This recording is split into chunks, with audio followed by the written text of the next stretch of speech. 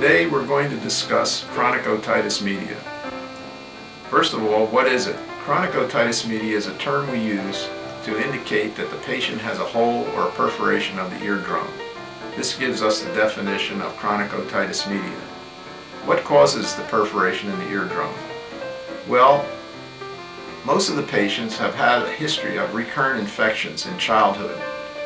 At certain times, there are infections that occur in the ear which have bacteria which destroy the eardrum, actually eat a hole in the eardrum.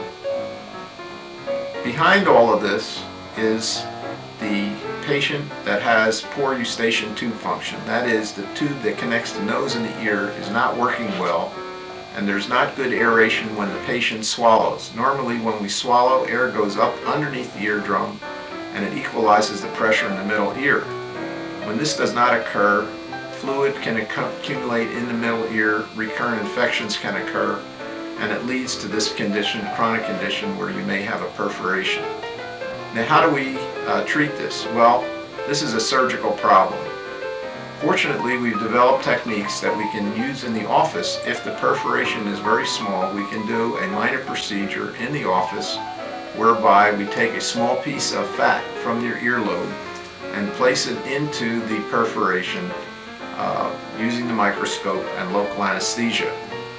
We also place a small endoscope into the middle ear to make sure there isn't skin or other problem with the little bones of hearing when we do this in the office. If there's any problem that we find in the office with the endoscopes, we may terminate the procedure and have the patient go into the hospital. The second way we fix this is having the patient be admitted as an outpatient to the hospital. Now, we use this for large perforations and for cholesteatomas, which I will talk about now and show you some pictures. Here are some pictures from Frank Netter's The SIBA Symposiums depicting the surgery. We make an incision behind the ear.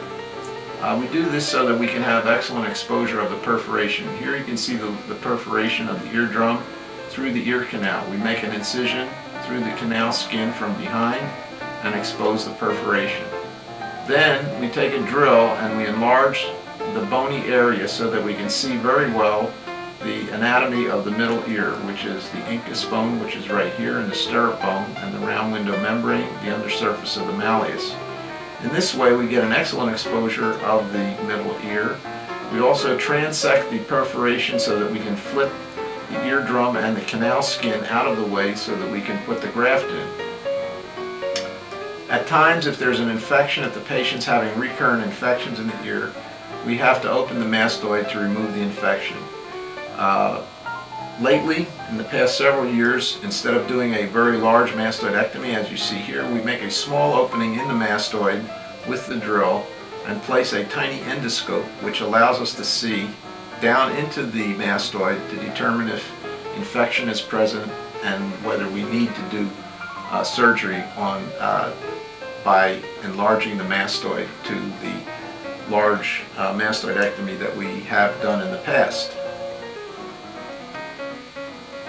As a continuation of these pictures, here you can see the large opening now in the middle ear. The eardrum and this canal skin has been elevated out of the way.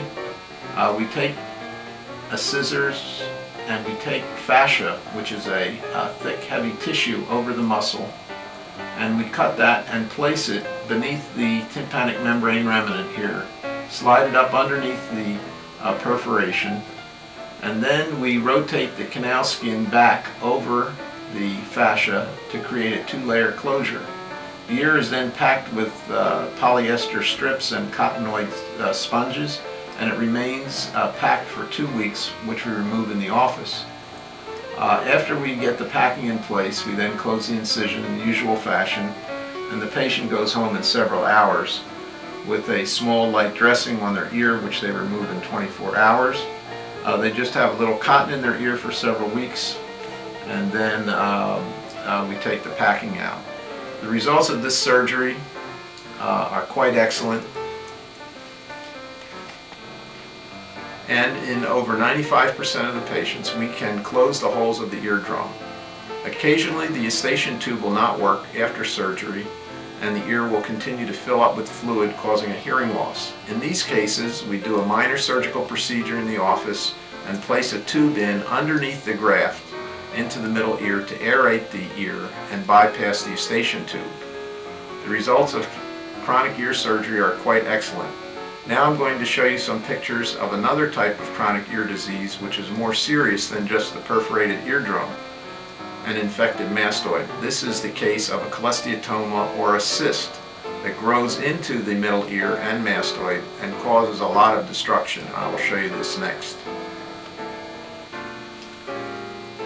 This picture shows a cholesteatoma. What is interesting about a cholesteatoma is usually there's a very, very small perforation of the eardrum which could be missed if you're not looking with a microscope or not looking in the right area. But here you can see a tiny little hole in the superior part of the eardrum in this right ear. When we elevate the skin and make the incision in the posterior area, we can see this white cyst that's starting to grow or growing in the middle ear, which can extend very far and go into the mastoid as we open it up.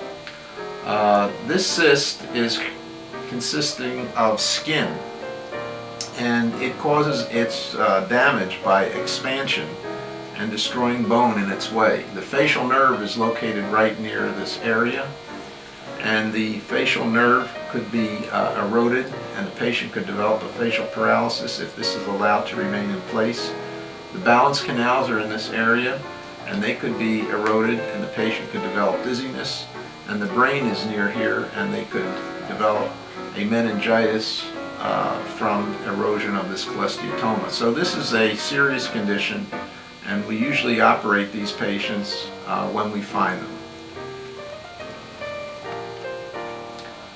After we remove the cholesteatoma from the ear, we are usually left with a defect of the posterior canal wall. This can be repaired with a small piece of cartilage that we obtain beneath the tragus in front of the ear. This cartilage here you can see is used to reconstruct the canal wall.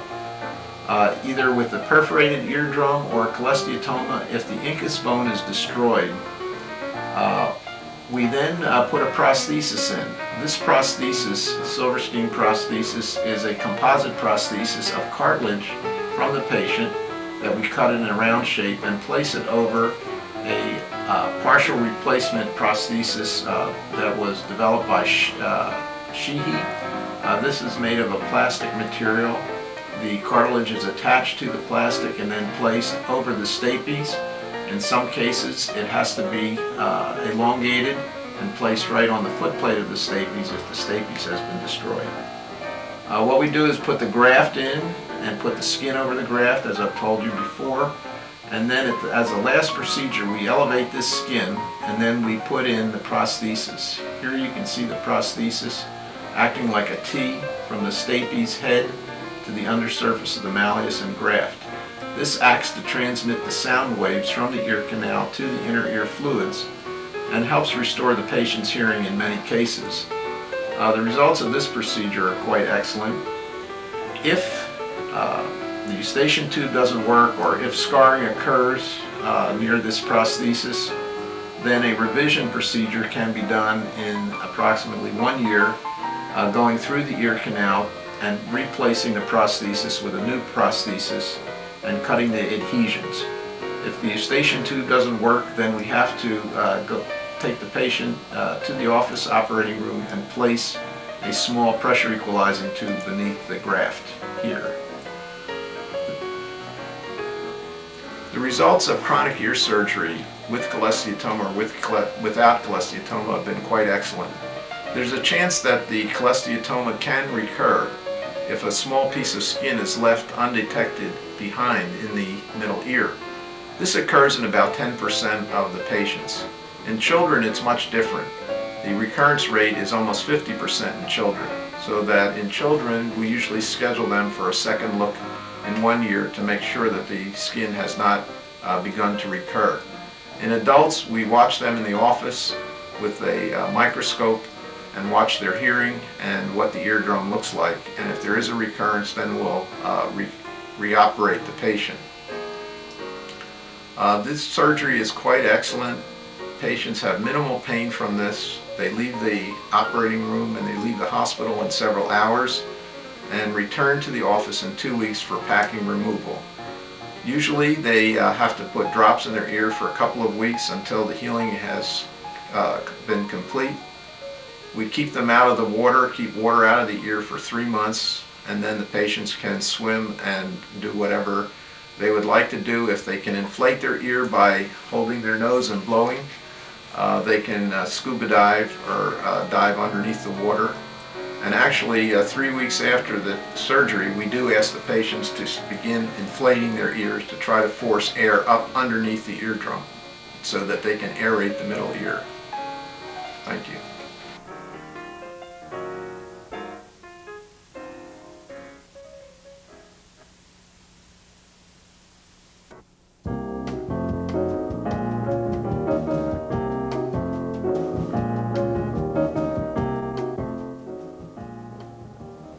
Hi, welcome to the Ear Research Foundation. I would like to tell you about our foundation that was started in 1979. It's now 20 years, and the foundation has been a dream of mine since starting early in medicine. The purpose of the foundation was to establish a place where research could be done to improve patients' hearing, and also to improve patients with dizziness and with imbalance. We have made great strides for the last 20 years. The other parts of our program have been education and also treatment. We have actually run out of our facility space, and we need a new building. And we're going to start construction shortly on a 3-story, 22,000 square foot building on the property that's owned by the foundation on Floyd Street. This building will hold the Ear Research Foundation, the laboratories for the foundation, administration, the research area. It will have the Florida Ear and Sinus Center offices, an outpatient surgical facility, and the Medical Hearing Aid Systems Department. I'd like to tell you a little bit about what we've done in the past 20 years as far as our accomplishments go. We've seen over 27,000 patients in our clinics. 9,000 of these have been children. We've done over 2,000 surgical procedures on patients. This clinic is an indigent clinic where patients can come where they can't afford the private physician. We've done cochlear implants for totally deaf children in 15 cases where we've found funds and helped subsidize these children who have no funds for their surgery and rehabilitation. In the early 70s, we were one of the first to talk about conservative management of acoustic neuromas. Another thing that I developed at the Ear Research Foundation in 1985 was a device called the Silverstein Facial Nerve Monitor. This has a little clip here. It's a very simple device that clips onto the mouth, and whenever the facial nerve is stimulated, the mouth moves and a bell rings inside this monitor. This is a little handpiece that has a probe that you can stimulate the facial nerve during surgery. We have used this in every case since 1985. Over 2,500 cases have been done with this monitor. And we have saved the facial nerve in many cases where it may have been damaged without the use of this monitor. Now let's talk about Menier's disease a little bit. In 1978, I developed a procedure to correct and cure the vertigo of patients with Menier's disease. Menier's disease is a disease where the patients have recurrent episodes of vertigo, hearing loss in one ear, balance difficulty, and also ringing in the ears. The procedure that I